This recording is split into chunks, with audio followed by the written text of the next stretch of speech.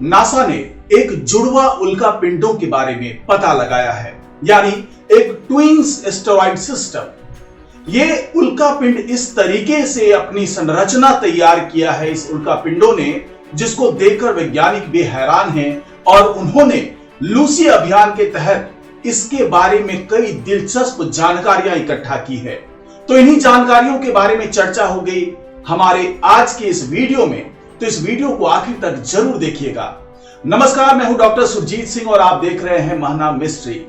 अगर आप इस चैनल पर पहली बार आए हैं तो इस चैनल को सब्सक्राइब कर लीजिए और अगर आपको यह वीडियो अच्छा लगे तो इसको लाइक कीजिए, शेयर कीजिए और कमेंट जरूर कीजिए। तो दोस्तों, आज बात इसी जुड़वा उल्का पिंडों की होगी, यानी ट्विन्स एस्टेरॉयड की होगी, जो मार्स और जुपिटर के बीच से निकलकर सामने आए हैं और कई बार ये जुपिटर की पूंछ की तरह भी नजर आते हैं। तो आखिरकार इस जुड़वा उल्का पिंडों की क्या कहानी है, क्या जानकारी है, आइए थोड़ा समझते हैं।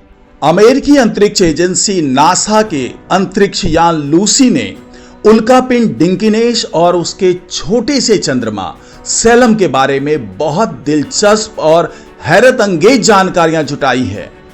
डिंकिनेश और सेलम हमारे सौर मंडल के सबसे छोटे उल्कापिंड हैं, यानी कि हमारा जो सोलर सिस्टम है उसका सबसे छोटा एस्टेरॉयड है ये डिंकिनेश और सेलम। डिंकिनेश और सेलम सौर मंडल की प्रमुख उल्कापिंड पट्टी, जी हां, जो हमारे मार्स और जुपिटर के बीच में मौजूद है, जो एस्टेरॉयड बेल्ट मौजूद है, उसी में ये जो दोनों डिंकिनेश और सेलम है, जो ट्विन्स कह सकते हैं आप, जो ट्विन्स एस्टेरॉयड कह सकते हैं इन्हें, वो स्थित है।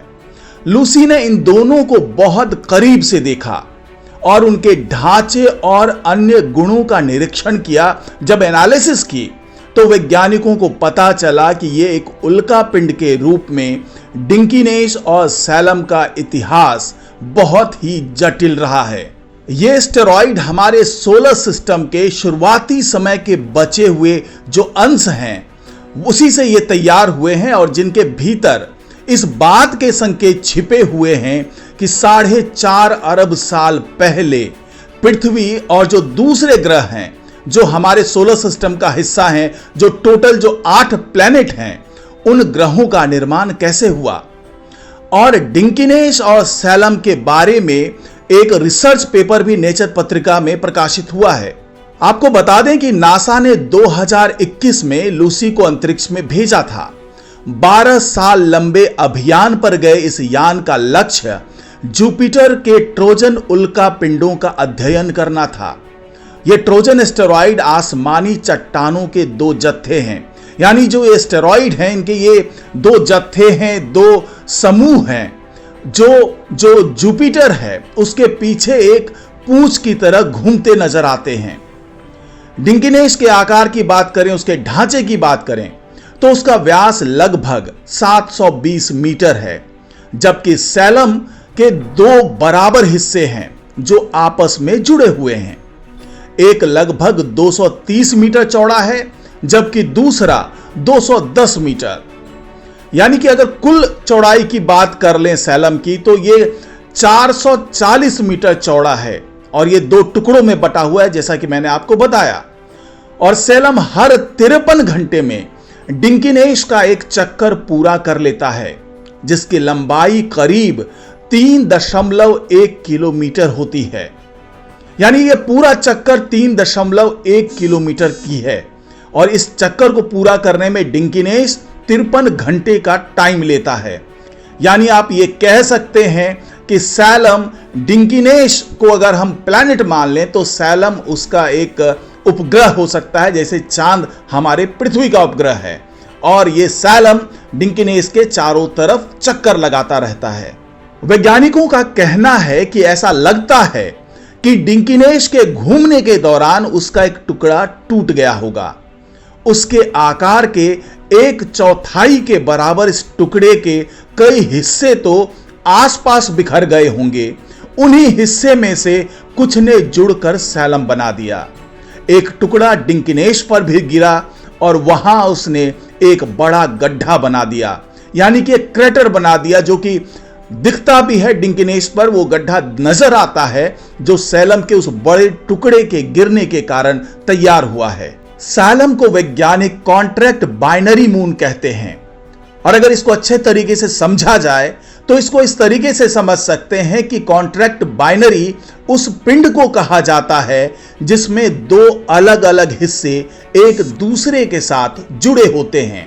यह जुड़ाव नाजुक होता है लेकिन उसमें इतनी मजबूती होती है कि वो टूटते नहीं हैं। वैज्ञानिकों ने बताया कि यूं तो कॉन्ट्रैक्ट बाइनरी उल्का पिंड बहुत सारे हैं लेकिन सैलम पहला ऐसा एस्टेरॉयड देखा गया है जो एक दूसरे एस्टेरॉयड का चक्कर लगा रहा है। सूर्य के चारों ओर डिंकिनेश के चक्कर की कुल दूरी पृथ्वी की कक्षा से करीब 2.2 गुना ज्यादा है। लूसी मिशन के साथ रिसर्च कर रही टीम के एक वैज्ञानिक ने बताया कि अपने जीवन काल में उल्का पिंड टूटते रहते हैं जो बाद में आपस में जुड़कर छोटे छोटे उपग्रहों में बदलते रहते हैं। सैलम का जटिल आकार इस बात का संकेत है कि टूटने और जुड़ने की यह प्रक्रिया कई बार हो सकती है। वैज्ञानिकों ने दावा यह भी किया है कि ये जो तमाम प्लैनेट्स हैं जिसमें एक हमारी पृथ्वी भी है वो भी ऐसे ही उल्का पिंडों से जुड़कर तैयार हुए होंगे। पृथ्वी जैसे ग्रह असंख्य छोटे छोटे पिंडों से बने हैं। डिंकिनेश और सैलम जैसे इन छोटे पिंडों को समझकर हम ग्रहों के निर्माण के शुरुआती दौर की बेहतर तस्वीर खींच सकते हैं।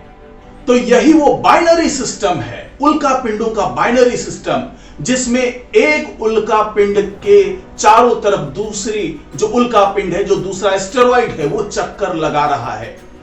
अब ये जो बाइनरी सिस्टम है जिसके बारे में अभी भी हमने आपको बताया कि ये आपस में दो टुकड़े जुड़ गए हैं सैलम में और वो एक चंद्रमा की तरह डिंकिनेश के चारों तरफ चक्कर लगा रहा है।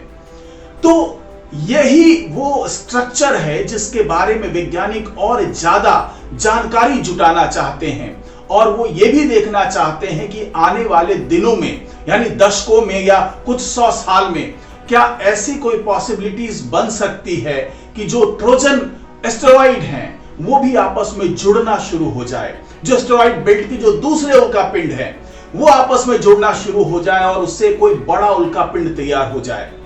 और इससे वैज्ञानिक ये भी समझना चाह रहे हैं कि क्या इसी तरीके से कई उल्का पिंडों के जुड़ने से, वो असंख्य हो सकते हैं, हजारों हो सकते हैं, लाखों हो सकते हैं, करोड़ों हो सकते हैं, काफी बड़ी संख्या हो सकती है ऐसे उल्का पिंडों की जो आपस में जुड़ करके एक बड़े प्लैनेट का निर्माण करते हैं।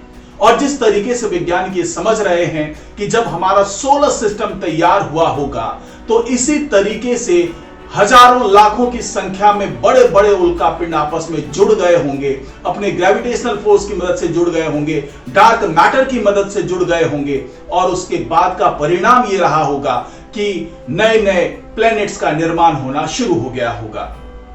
तो आज की रिपोर्ट में फिलहाल इतना ही। नमस्कार।